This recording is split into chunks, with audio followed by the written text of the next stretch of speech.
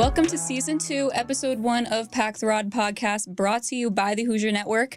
I'm your host, Audrey Marr, and I am joined by Carlo Barone and Kylee Corman, your Hoosier Network beat reporters for IU football. And guys, college football is officially back. Indiana opens up their season with powerhouse Ohio State. Following a 3-9 season, we have a little bit of Tom Allen in the hot seat, which we'll get into in a little bit. But Indiana ranks 27th nationally based on strength of schedule and 10th on the ESPN Football Power Index. How are we overall feeling about this ranking and this season? The Big Ten East is always a dogfight. You got to play Michigan,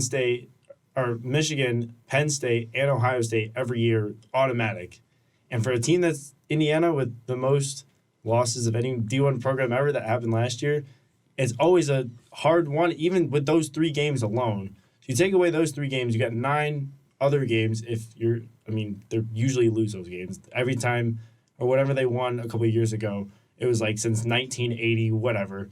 So you're almost losing those, not automatically, but you have a very long way to get there. You've got 9 games pretty much, other than that, to get 6 wins. So Indiana football, the Big Ten East as a whole is always so hard to win, and usually the winner of it, you've seen it the last few years, it's either Ohio State or Michigan, who ends up usually winning the Big Ten as a whole, have been in the college football playoffs. So, the winner of that is usually battle-tested and make it pretty far. Before this year's even started, Michigan's at 2, Ohio State's a 3, and Penn State's at a 7. And Indiana is Indiana. So, those are going to be some tough games. But it'll be fine. We'll see. A lot rides on the changes they've made in the offseason and a lot of people they've gathered. And for a second straight year, we don't know who's going to be taking the first snap until they walk on the field. I remember last year when Connor Bazelak walked out and, they beat Illinois, and that was pretty much the highlight of his Indiana career, one of them. I will say, being honest, it was their biggest win of the year, and he had a comeback drive. That was a great performance, but very much an outlier of the rest of the season as a whole. We're also not sure who the kicker is. That's true.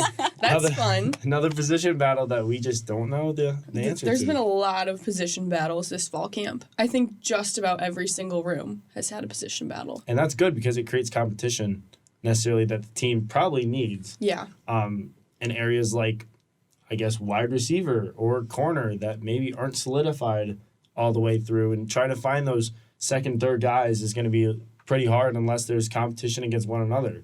If you go into a season expecting a guy to perform and he doesn't, you've got no backup plan. So having those competitions in fall camp, usually, pressure makes diamonds, and either you shut up or you don't show up at all. So, a lot of position battles, I feel like, on this team are going to dictate how far they go, because if you've also looked at injuries the last couple of years of this team, they've been really bad. Like some of the worst injury luck I've seen watching any football team ever, or any program, NFL, college, high school, whatever. I don't remember the last time Indiana had a healthy quarterback all season.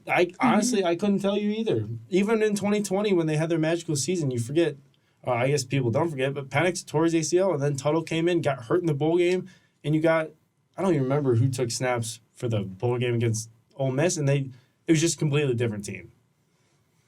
Yeah, and it is a completely different team this season. Indiana has had tremendous success in the transfer portal during the offseason. From what you've seen from practices and just this offseason, who do you think that will bring the most to this Indiana team just from the portal?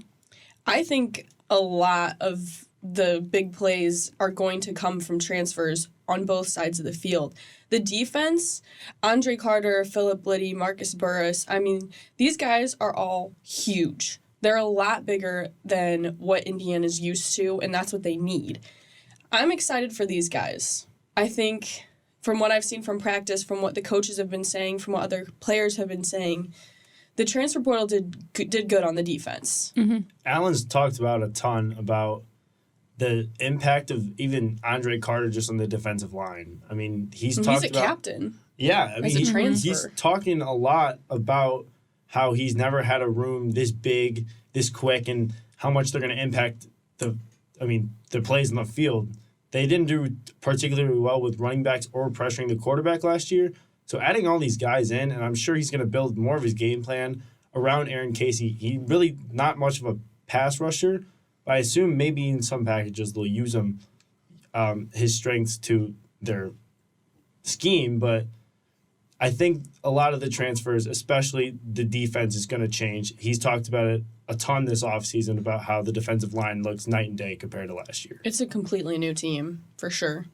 Mm-hmm. And I mean, Indiana has Matt Geary now, too, with Tom Allen running that defense. I mean, Aaron Casey on media days, he was saying that Coach G, who they were calling him, was like a young soul. And he seems that he's really bringing a lot to the defense and really bringing them together. How do you think he and Tom Allen are going to be able to build this team more throughout the season?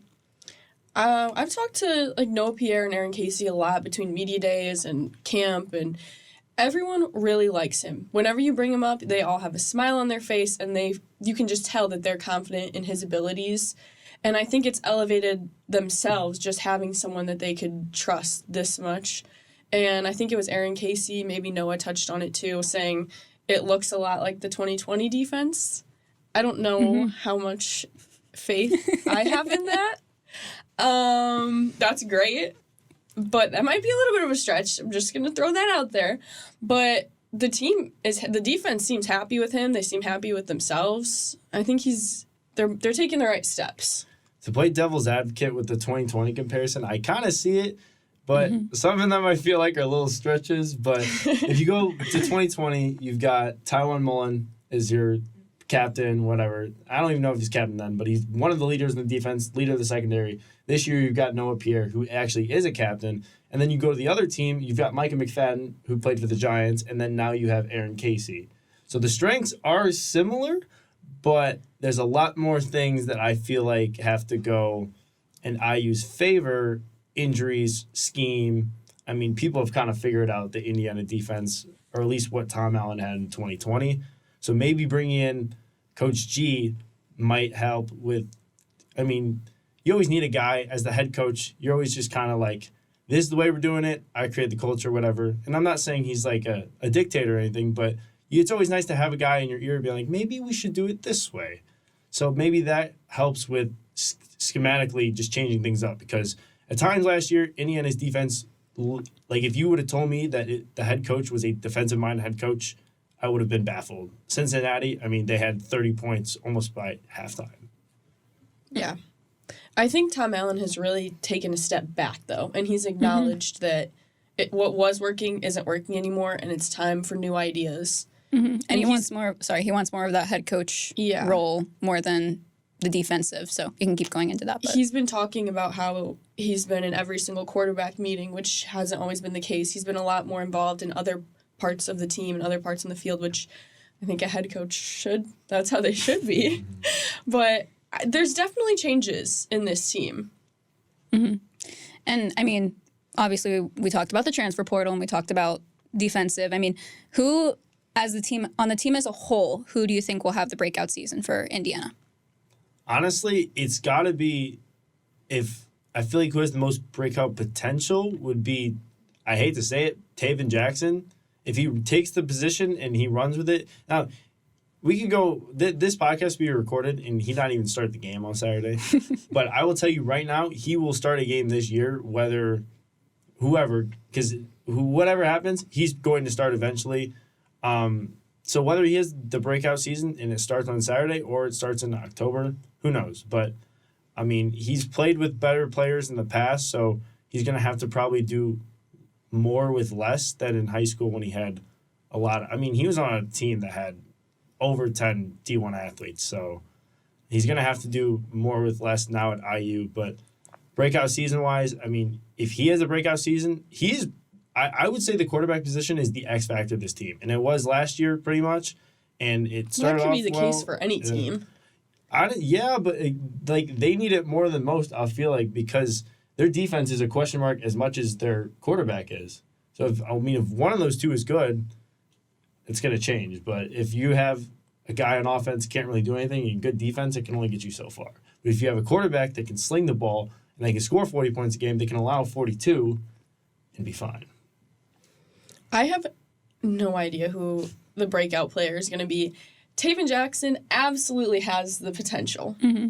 I just don't know if it's going to amount to anything. We haven't seen enough of him. I feel like he was the No. backup for Tennessee, so we don't really have anything to go off of except for practices, which we haven't really seen a lot either. But, speaking of new additions and quarterbacks, we have another unanswered starting quarterback question heading into week 1. Who do we think is taking the field first? I think it is going to be Taven. I think, and from all accounts of players and coaches, Brendan Sorsby and Taven Jackson were pretty much neck and neck for all of camp. They're very similar. They're both young, inexperienced. But I think when it comes down to it, Taven Jackson was broadcasted across IU. It was made such a big deal to get him. It's his homecoming. I have to imagine that some booster money is involved somewhere in NIL to get him to come here. You don't think so? I would say there's definitely some help from Probably. I'm not talking millions, but No. I'm guessing Yeah. that there is some booster money involved. I mean, even I don't know if you guys ever saw this, he was taking like all the players out to eat. I don't know if you guys ever noticed that. Yeah, he was taking different groups. This was when he first got here. I think the politics of it, you have to. The boosters are going to be so mad if he's not starting, if they gave money to get him and he doesn't start. But I will say also, this might be a hot take or a controversial take. If Sorsby starts, it's as a sacrifice to Ohio State and they don't want Taven getting hurt. Oh. Whoa, I did not hear, or I didn't think about that. Wow. Let's think about this from a overview of the program. You've got a guy you paid a crap ton of money for 1 or 2 good seasons, and ever since you gave him that fat contract, Tom Allen, he has not had much success at all. You come in, you have a guy come in that is Trace Jackson Davis, who is the best IU basketball player in the last, 6, 7, 8 years. You've got him, and you've got his younger brother leaving as he's, or coming in as Trace is leaving. Mm-hmm. People want to see Taven on the field because most people don't really, 95% of everyone that watches Indiana football does not go to media availabilities. They don't go to practice. What they see is what they see on game day. And when you have a guy that is related to Trace Jackson Davis, which people loved, they want to see him on the field, especially when it was such a big deal to get him. You saw him at IU basketball games cheering on Trace. You saw Trace go to Tennessee when they beat Alabama, which would have been a great game to go to. I'm honestly that I didn't go to that game. Well, that's besides the point. Probably like Race Thompson, too. Yeah, him too. Sorry, Race. But you get so much attention around his recruitment. For him to recruit, people are going to want to see him play. And for a guy that's on the hot seat, I think he's going to give the people what they want rather than maybe what they should. Now, I haven't seen the quarterback battle like some other people have, but they're going to I don't see how it's not him walking out first. I'm going to be honest. Mm-hmm. No, And I think it has to be. yeah, and more about quarterbacks. When Dexter Williams is healthy, is he starting over Taven or Brendan? Absolutely. Depends where they are in the season. If they're tanking like they were the last 2 years and he's ready by week 5 or 6, they're 100% throwing him in. IU, we'll have fun on this podcast. We'll just say they go on a nice little run. They win all 4 of their non-conference games, or I guess one of them is in conference with Ohio State. Actually, let's chalk that up as a loss. They go 3-1. They beat Louisville, Indiana State, and Akron. They go into Maryland, and they somehow win. 4-1. Let's just say he's ready around in the next month in October. They've got Michigan, Rutgers, Penn State, and Wisconsin. 3-1 going into that with Taven, they're going to roll with him. I think Dexter will start a game this year, yes. But if they're rolling, I don't see them taking him out, partly because of what I just talked about, too. Mm-hmm. I think that's going to be if they're rolling. If. If. There's a big if. Huge if. If they're not rolling, absolutely he's coming in right. I wouldn't say right away because they'll probably ease him into it. Yeah, I think they will too. But I wouldn't be surprised if I think by the time we get to November with Wisconsin, Illinois, Michigan State, and Purdue, he's going to start one of those games for sure. I feel like he could be eased in. Maybe we'll see a little bit of him because they said he might even be available before halfway through the season. I wouldn't be surprised if he gets a little bit of work in maybe the Maryland or even the Akron game. I can see if they're whooping butt in any of these non-conference. I mean, I don't know how healthy he is, but if they're whooping butt, I would not be surprised if they just throw him in. Now, that's another huge if, considering that they played Idaho last year, and that game really wasn't over till the fourth quarter.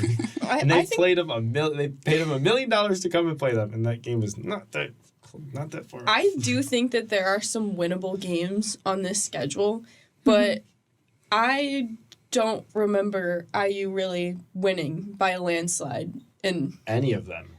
In any of the past few years. Even the 2020 season, they had some pretty good wins, but a lot of these games, even the games they lost, have been neck and neck. Yeah. And I know that's something they talked about. They worked a lot on this year is fourth quarter, 2-minute drills. They mentioned that a ton at Media Day. Yeah.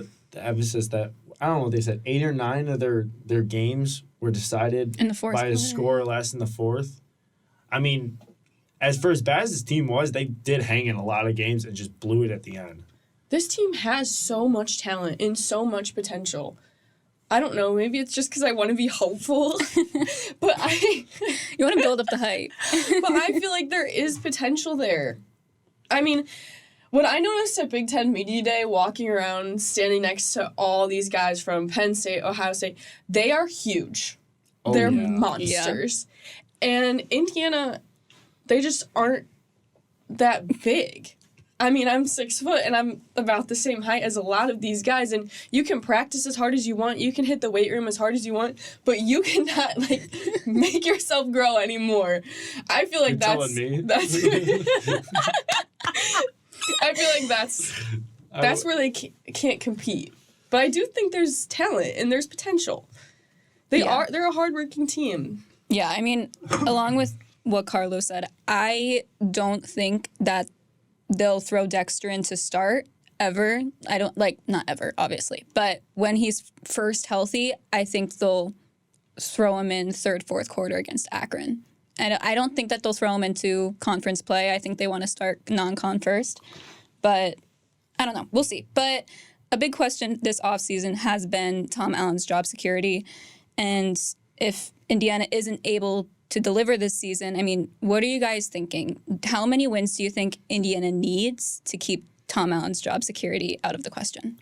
Before I start answering this question, I want to give a quick little shout out to Max and Evan, because I always used to ask this question last year, and they used to get on my butt about, Carlo just wants to keep talking about Tom Allen being on the hot seat. So shout out you guys for always just making me think about y'all when we talk about this topic. For him to keep his job, man, I mean, he's not really making it easy on himself with the schedule. I think if Indiana, they need, the only way I can definitively say, now he's not going to get fired this year. I'll tell you this right now. Spoiler alert, he's not going to get fired this year only because of the buyout, though. Literally only because the buyout is way too much money. It goes down in December. Yeah, it still is over $10 million. Let me give you some history here. Archie Miller buyout was I'm aware. $8 million, and that was that was impossible. The donors had to come in and do that. Until it gets single digits, he's going to stay the head coach. So I promise you, they could go 0-12. It would be really hard. 0-12? It'd be really hard. 0-12, he's out. They just don't have, they don't have the money. It's not they want him out. Do you think they can get $10 million for the football program that goes 0-12? No. Absolutely not. I think just about any coach. Who is shelling up that money? I don't know. Exactly. The chicken farmers that made up Archie Miller. Yeah, pretty much, yeah. I don't think 0-12 is crazy. I really don't think he's going to get fired this year. I think he can lose a lot of games. They can have the same season they've had last 2 years. I still don't think he gets fired only because of the buyout. I think next year he's toast, though. I think it's the buyout, but then also a big thing about it is that players come to Indiana to play for Tom Allen. So I think if he has an 0-12 season, out of the question. But I think that it all depends on how the players also do feel about it. I don't think that the players would want him to be fired at this point. Like, they already brought in a couple new additions into the coaching staff. I think that, yes, this season is a big question, but I don't think he'll be fired this year either. Let's if we go through the schedule just quickly, Indiana State, Akron probably wins. So there's 2 most likely wins. Louisville, probably not, maybe, but it's up for the taking. You got Michigan State. I mean, I hate to say it, there's not that many games where they have a decent chance. Like Ohio State at Michigan, at Penn State. I mean, do you guys watch the Penn State game 2 years ago or whatever? They got their butt whipped. Last year, got their butt whipped. Can we They're bring probably back gonna Michael get their butt Penix? whipped. I mean, he's coming back to the Big Ten now. That's true. Washington's coming back. He'll be, unless he gets picked in the NFL draft. But my stretches here would be, no Ohio Maryland's State. a chance. for Maryland's sure. a chance. Maryland, Rutgers at home, homecoming. dude. If you look homecoming last year was Michigan. you say that, but look at the last 3 times they've played Rutgers. They've gotten their absolute. I said butt these are whipped. my stretch games. Oh, I thought you said Wisconsin. They weren't the best last year. Yeah, it's. If it was at Wisconsin, I would say absolutely no chance. I don't know. Maybe it's got a little bit of a chance. yeah, but Again, I said stretch game. Illinois beat them last year. Michigan State beat them last year. I think talking about Wisconsin, Luke Fickell, he was from Cincinnati, obviously. Yeah. I think Wisconsin's going to be a lot better than they were last year. Wisconsin's they've always had a pretty decent football team. Moving on, Indiana opens up their season against number 3 team in the nation, Ohio State, on Saturday at 3:30 at Memorial Stadium. Something that stands out about this Buckeyes team is their defense. They have 3 or more potential first-round picks. I mean, how can Bob Bostad and the Indiana offense make sure to hold off this defense? I feel like a lot of this is going to depend on the first game of any season. Is always a question mark because you don't have a lot of film to go off of. And college football, especially, they don't really play a preseason game, so it's really going to just be more of like what the players are able to do than schematic advantages. Like you mentioned, Ohio State has plenty of first-round picks, offense and defense. So, I mean, the way they're going to hold it off is they're going to have some creative designs for players that have their strengths. We've talked about, I guess we haven't talked about it in the pod, but we've talked about Jalen Lucas, obviously not an inside the tackles guy. He's an outside guy. But they need to get creative with what they do. And especially now that they've known the starting quarterback for, I believe, a week or so, they can tailor this game plan to whoever that person is, Taven's strengths, for Saturday's game. I just really don't know. I mean, I forgot who said it today. It might have been Bell. That pretty much every starter on this Ohio State team has the potential to play in the NFL. And I don't know if you could say that about just about anyone else. anyone on IU's team. Just to put it in perspective. Yeah, I mean, that's what I was saying. I mean, 3 first-round picks. I mean, they do have new additions to the coaching staff, obviously to the offensive line. That was a big theme also last year, was our offensive line. Do you think that it will be better this year? Everyone says it's going to be better. We'll see. You can't exactly get worse. I don't think. I mean, having repeated serious injuries to your quarterback is not a great look. So I really don't know that it could have been much worse, but Bob Bostad has a ton of experience in the NFL. All of the players seem really receptive to him, and they like him. And like I said, everyone says it's better. Let's not forget, last year was about as bad as you can be. You lose your best offensive lineman in the first quarter of week 1 to a torn ACL. Matthew Bedford, gone for the year. He's back now. But I'm saying last year that happened. And also, if you remember, they fired their offensive line coach after week, I think 8 or 9. It was after Michigan because they allowed 8 sacks. And they couldn't block a parked car. So hopefully they can do that this year. And I mean, they're going to get a lot of good experience in practice too, because they have that new improved defensive line, and those one-to-ones are definitely going to help. I feel like in a challenge like Ohio State, when you have those bigger guys too, so bringing in bigger, taller defensive linemen rather, to go up against your O-line versus last year, I feel like they didn't necessarily have that. I feel like they're going to be a little bit more battle-tested, and now that they do have Bostad, it's going to be a little bit better. But then again, we really won't see a ton, or we won't be able to tell how good the line is just based off this game because you're really throwing them into fire. So I think this question's rather one that we could come back to after non-conference, and then we'll really start to see with Maryland and Rutgers and the other Big Ten teams, when they come to play, to see if Indiana's offensive line holds up. And if they do hold up, maybe they won't have 4 starting quarterbacks. Like, that's exaggeration, but they actually did have like 3 or something last year. I'm really excited about this offense. I think if the offensive line can get it together, there's some people I'm excited about. We just got E.J. Williams from Clemson. He had a great freshman year and then has been dealing with injuries ever since. DeKeys Carter, he had a ton of reps at Fordham, and I think he can bring a lot of experience to the team. Christian Turner from Wake Forest. Everyone has said nothing but good things about him. If you ask Jalen Lucas, I think he's been asked this 3 or 4 times. Every time, man, he's a dog. He's a dog. So I think there's a lot of offensive talent in the offensive line. If they can hold it together, if they can make time for Taven or whoever the starting quarterback is. No, you're right. I think if they can make some holes for Josh Henderson, Christian Turner, Jalen Lucas, there's some good playmakers on the offense. Let's not forget last year, too, when Cam Camper got hurt, he was right there with Charlie Jones, who led the Big Ten in receiving. He was neck and neck with him. I don't know how I feel about Cam Camper right now. I mean, it is hard to come back after a torn ACL for a skill position, but, I mean, he was neck and neck with the leader. I mean, he had multiple games with 10 catches. I think people are gonna sleep on him because he was.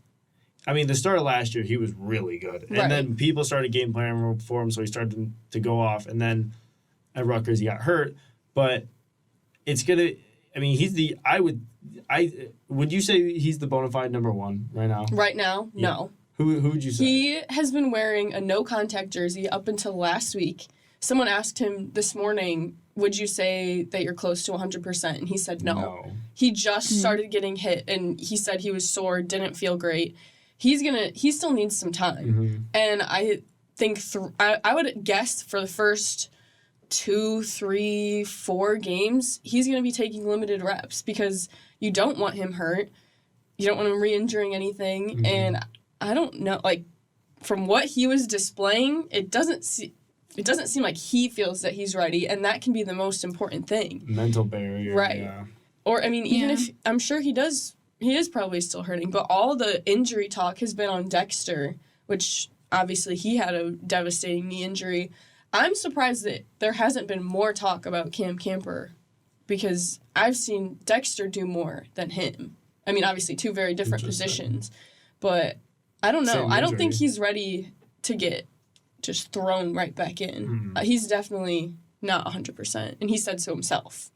Less than a week from Ohio State. I don't think Allen would throw him into the fire if he's not 100% with Ohio State. Honestly, now that you say that, he might not even get action until, I guess, Indiana State. I can see not him, if it's not Indiana State, Akron, because I don't know why they'd throw him into Louisville, especially if they'll throw him in. He's going to get reps, but I think it's going to be limited reps. I would agree. Who's the number 1 wide receiver right now? That is a great question. I don't know. There's a lot, like I said, there's a lot of new talent. There's a lot of young people. It's a talented wide receiver room, but I think you can have talented wide receivers. Who's throwing them the ball? I think it's a great question. If he's healthy, I think it's E.J. Williams because I watched Clemson a lot when he was there. He was really good. Like he was up there with Justin Ross, and I think I don't know. I think if he is healthy, which he hasn't been a name that people have been throwing around a lot, and I think that's surprising. I think people are throwing around Cam Camper, and people are excited about him, but they don't see what you see at practice, that has no contact jersey on. Dexter Williams is getting more contact than he is. And I think that they're hyping Cam Camper up more than he should be. But I think if we're talking about a number one wide receiver right now, I think it's CJ Williams. Yeah, I think you're probably right. That's one of the more intriguing rooms on the team. And honestly, outside of the quarterback, it's one of the bigger X factors. I feel like that's the room. I would say the wide receiver room is probably the most unknown one on the whole team because, I mean, we're talking right now, and we don't really, even know what. We don't know who they're going to throw to, who's the guy running the number one route, so. I mean, at practice, there was so many guys that I was like, oh, who is that? And they could be pretty good. One of my takes for this year, I don't even know if he'll play at all, but that really stood out to me at camp was Omar Cooper Jr. He was making every single catch. He's a redshirt freshman. I don't remember him from last year, but I was impressed just from the reps that he was taking. He looked a little bit better than everyone else, and Cam Camper said it today that he catches everything. So that's a guy I would look out for. But there's a lot of guys in the receiver room that I am interested in and want to look out for because they could do a lot of cool things. So you're telling me he's going to catch the game-winning touchdown this Saturday? I think that's Are what we Kylie's putting money just on telling that? everyone. No, we don't gamble here, but that's what I'm hearing from you, Kylie. I mean, talking about players that are utilizing a lot of roles, do we think that, what role do we think that Jalen Lucas is going to play the most? Do you think more running back, kick returner? Do you think he'll be thrown into wide receiver? Yeah. Yeah. He'll be thrown in the slot. He's one of those guys where he's a running back. He's a running back, but he's not a traditional running back. You can't throw him in the holes because he's going to get lost at the people's feet. Or, I feel like on the outside, it's really kind of where he makes his money. He excels in when he has the ball and people are kind of coming at him where you're going. It's basically essentially a kick return. And I think that's really where he's going to be put the most. But for a guy that went to media day as one of the three people, I think he's going to be utilized when he's in the game, he's probably going to get the ball. Or if he doesn't, he's going to be the main distraction and not get the ball. So I think he'll be used as everything. Maybe a slot guy out of the backfield, but the more they give him the ball, I will say, the better they fared in the past. And now that he had an offseason to kind of gain the confidence and train well, I think he's going to get the ball more than ever this year. But it's going to be hard because if he takes some hard hits, he's not a very big guy. That's going to be rough. All right. And Ohio State also has not announced a starting quarterback, but whoever it is, how do we think Indiana's defense will be able to hold off on their offense? Aaron Case, we were just talking about it before. He said that this defense reminds him of the 2020. Do they have a chance this Saturday? And if so, what will they need to do? If they want a chance, big if. I looked at ESPN Football Predictor. They gave IU a 3% chance of winning. That might be more than some people give them in Bloomington. But if they're going to have a chance, their defense is going to have to play well. And the way that you beat guys with a lot of experience, especially quarterbacks, is by a good pass rush. A good pass rush is one of the few things in football that if it's good, you have a chance in every single game because that's going to disrupt pretty much what they want to do. Now, the Ohio State's running game is a completely different story, but if this defensive line that Allen's been raving about does well and they show up on Saturday, who knows? Do I think it's going to happen? No. Do I think there's a chance they play well and maybe disrupt them early? Absolutely. I just don't know. I think the only chance that Indiana has to stay in the game, I don't know that that's even if they're even in the game right now, to be honest. It's 0-0. I think Ohio State's going to treat it like a scrimmage. It's the first game of the year. No matter what team you're playing, they're trying out new things. They're still getting the pieces together. And I think that's what Indiana's going to have, but they also have Marvin Harrison Jr., who's going to be a number 1 overall pick. And again, if there's not a good enough pass rush, throw it up to him every time. Hard. Yeah, the more time they get to throw to number 18 will be less fun times for Hoosier fans. But do you think how many quarters do you think they're going to play him? Because they don't want him Depends getting on hurt. the score of the game. Well, yeah, but He'll be out by halftime. that's what I was thinking. That's what I was thinking. I said, but then I also, said a quarter and a half. Yeah, we were saying halftime, but he also, they might just want to play him because Right, he get his obviously has a lot of stats hype. up. Yeah, to get his stats up. He has a lot of hype around him. First game of the season, barely plays. Everyone's like, what the heck? So, I don't know. I think, personally, I do think halftime, but I also think there's a part of them that they're not completely sure about that yet. But moving on, game predictions. Final score, what do we think for Ohio State and Indiana? I'm saying 56-7. 6 Oh my god. Carlo, what about you? Maybe based on the whole kicker discussion, maybe 56-6. I can't lie. Improved defense, not really going to show against a team like Ohio State. I'll be nice here. I'll go 42-13. Okay, I was going to go 45-10, only because I don't think that Ohio State's going to play their main guys until, I think coming out of halftime, they're going to play, mostly second strings, possibly third strings. So There's still third strings on Ohio State. Yeah. Probably start I'm going to go 45-10. Yeah. We'll see who the starting kicker is if he makes that 3. But, okay. And while it seems that Indiana is getting the hardest out of the way with Ohio State, the Hoosiers still have a very, very long way to go and a tough path ahead of them. Do we think at the end of the season, Indiana will see a bowl game? No. Not at all. Honestly, their schedule is not doing them justice, but if they maybe if they had an easier one, maybe, but I mean, the only Big Ten games that I could see them winning are Maryland, Rutgers, Purdue, and Michigan State. And that's a very big if. Purdue is away, Michigan State's at home, Maryland's away, and so it's 2-2. 2 games at home, 2 on the road. But if you look at the difference between Indiana at home and Indiana on the road, it's a very noticeable drop. So do I think they get to the bowl game? No. I think their ceiling is 5 wins and their floor is 2. I would say floor is 1. I mean, just because you should win a game doesn't mean you're going to, especially with this team. I mean, who knows? You never know. And I don't know. I agree with the ceiling of 5.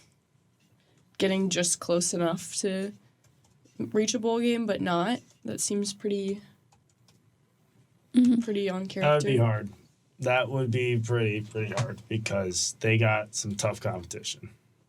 I want to be optimistic. I'm going to go with Kylee and say 5. We'll see. I think everyone's just really thinking the lowest right now, especially after the last couple seasons. They have a lot of new faces on the team, whether it be coaching staff or players. I mean, we really don't know until we know, especially on Saturday. We're not going to know see. until week 3. I would not start drawing conclusions about pretty much anything until after Akron. We've seen it before. They can be a surprising team. Mm-hmm. And that goes both ways. That goes good and bad. Yeah, no one was expecting 2020. No one was expecting the next season. No. So, I mean... Oh my God, I'll never forget watching that Iowa game. Just the season just go away and season go away speed run. It was the first quarter of that game. Oh my gosh, that was I could not believe that season. that was It was rough. It was rough. Okay. No on a bowl game. Do we think that they'll make it far in the Big Ten? I mean, that's why Jalen Lucas said he was coming back. Aaron Casey, Noah, all at media days, they were saying they came back to win the spittoon, to win a bowl game and a Big Ten championship. Do they have a chance? No. And it's because they play in one of the hardest divisions, I would say, in all of college football. Top 5, for sure. You've got multiple powerhouses, multiple national championships. Like, it's going to be really hard. And that's, I mean, you look at the Big Ten West, they would have a chance maybe to get to the title game. I wouldn't say they have a chance in the Big Ten West to get to the title game, but they have a better chance, much better chance than they are in the East, which, I mean, one of the hardest divisions in football, hands down. So I don't think so. Yeah, I agree. It's just, I'm so glad that they have that bar set for themselves, and maybe that will push them a little more, but that would be wild. I would love to see that, but I just don't think we're going to. Indiana and Rutgers are the only teams in the Big Ten East that really don't have like a historic history of football. I mean, Indiana does have a historic history of football, but it's on the losing end compared to all these guys who have multiple seasons of very high bowl games, rankings. I mean, they've got it. Is it next year that the East and West gets dissolved? I believe so, when everyone else comes in. Yeah. Mm-hmm. But that'll be good for them. So no one Indiana. Unfortunately. I don't think they're going to do it. Who in the Big Ten, though, do you have winning this year? Winning the Big Ten? Yeah. Probably, Ohio State or Michigan. Got it. It's got to be one of them. I'm thinking Ohio State. Mm-hmm. I mean, their quarterback is at question, though. I mean, I don't feel like anyone really knows anything about their quarterbacks. I mean, obviously they have Marvin Harrison Jr. I don't think you'll have a problem if you have those receivers. But what if their quarterback comes out and complete flop? I mean, how would we know? So I don't know. I do think Ohio State, I agree with you, but I think that's also a big question, too. I'm going to go, shout out Max Wood here. I'm going to go with Michigan because they have what Ohio State doesn't, which is the solidified best quarterback in the conference. And J.J. McCarthy. I think. Yeah, that's fair. Mm-hmm. They have Blake Corum. Yeah, they're going to, I think they're going to win the Big Ten championship. For the, I believe, third year in a row now? I don't know. They won it last year. I don't know who won it the year before. Is Michigan going to beat Ohio State again? Yes. Is Ryan Day on the hot seat? Absolutely. Oh, no. Absolutely. Ohio State is so mad that they have not beat Michigan. Yeah, but that's their reasoning for wanting to get him out. Meanwhile, Indiana's like, just win a game. Win a conference game. Challenge. Not even a conference game. Just win a game. Just win a game. That's it. I mean, I don't know. That would be crazy if a single game was the hot seat for Ryan No, Day. I think it's definitely an exaggeration, but there are definitely Ohio State fans that are mad about it. Oh, that's a Super Bowl in a lot of people's books. Right. Yeah. Right. For college football fans. Okay, so we kind of talked about throughout the podcast, Indiana kind of needs to have a good season for Tom Allen for the sake of him. And obviously even some players. I mean, we saw a couple players leave last year after the last 2 years. How do we think Indiana will end their seasons? Record predictions. See, I haven't finished the round table yet, but if I had to pick, I'll go with 4. I'll go 4-8. That's what I said in the round table. And I think there's stretches, but Akron, Indiana State should be wins. Again, I already said earlier, should doesn't mean it will be. I like Rutgers at home for homecoming. Is there going to be a lot of fans there? I don't know. We'll be there. If I was a betting person, I would probably lean a little bit towards no, but it is homecoming. Maybe there'll be more.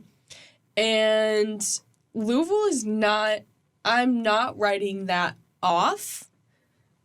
Mm-hmm. I don't know. Yeah. They got a new coach, new quarterback from Purdue. Both those were, Plummer was at, I forgot where he was. Was he at UCLA or USC? One of those. He was Cal. Yeah. He was at Cal. He was at Cal last year, but he was at Purdue. Jeff Brom's from Purdue. It's different teams, but it's not something that Indiana's not seen before. So, yeah, I'm gonna kind of go with that too. Best 5-7. We'll see. I don't know, but Well, many of these questions that we talked about will be answered this Saturday when the Hoosiers take the field against the Buckeyes. But until then, make sure to keep up with the Hoosier Network on Twitter, Instagram, Spotify, all social media for all IU updates. Thanks for tuning in to Pack the Rod podcast. I've been Audrey Marr alongside Carlo Barone and Kylee Corman. We'll see you next week.